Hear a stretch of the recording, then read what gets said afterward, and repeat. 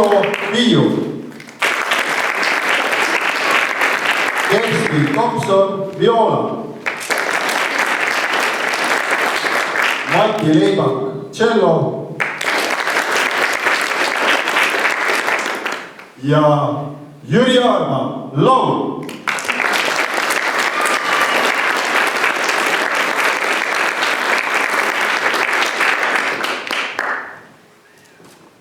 Tere, kallid tüdrukud! Oma vanuse puhul, kes ütles passi häälega tere. Ja, nii kui Jalmar Vabarna välimuselt, aga enne tüdruk, mis tüdruk? Kolme. Tere veel kord, kallid tüdrukud, ära neile. Meil on tõepoolest täna teil kavas piisukest vaheldust tuua teie väga ilusale armsale tähtpäevale. Ma isegi ei tea, kuidas me julgeksin nimetada meie tänast ülesastumist.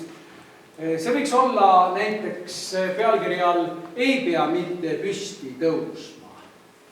Tõsi küll, see tuletab meelde ühte Anna Haava luuletust ja mina Härma laulukestki, aga käsk ja märk on kindlasti selles sees. Ei pea mitte püsti tõusma. Sest et mõningasti oleme me arvanud täna teile ette kanda mõnede riikide pühalaulud, ehk siis riigilaulud, ehk siis hümnid. Käime sellega mööda Eestit ringi ja oleme leidnud ka mõningast järelkaja. Hümn on oma olemuselt tegelikult ju igav, õõnes ja natuke kõmisel. Maailmas on olemas sadu ja sadu riike, kõigil neil on omad hümnid, isegi vaatad rohkem ühes riigis kui üks.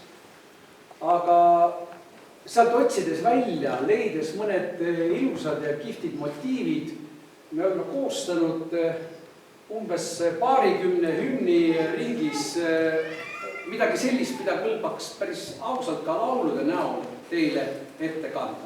No kusagilt tuli ka mundrist daamidelt vihje, et see võiks olla teatud kogukondlik kontsert selles mõttes, et me kuulume ju ühte kogukonda, tänu millele võib-olla oluliselt vähem teatud riigi luurelennukeid meie taevas ringi põristavad. Seega siis Põhja-Atlandi allianss. Me võtsime ka seda küsimust arvesse ja püüame ka seda pretensiooni täita.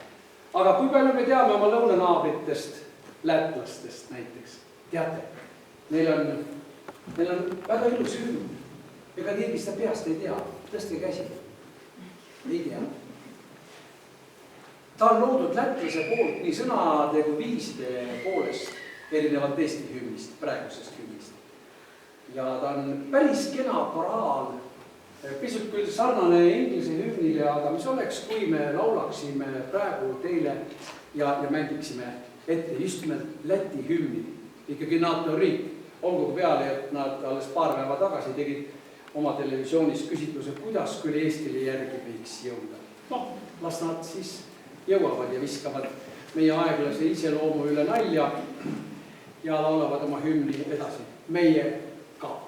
Niisiis, Läti Vabariigi hümn, loodud kusagil 1863 Läti esimese üldlaulupeo puhul Karlis Baumanise sõnade ja Karlis Baumanise viisi pealtki. Loomulikult keelatud nagu ka meie praegune rahvushümn.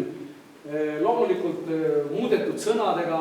Latvia oli selle ajal vaata, et lausa patusõna Baltia võis öelda, Latvia ei tohtinud öelda. Praegu juba võib. Läti hümn. Orkester.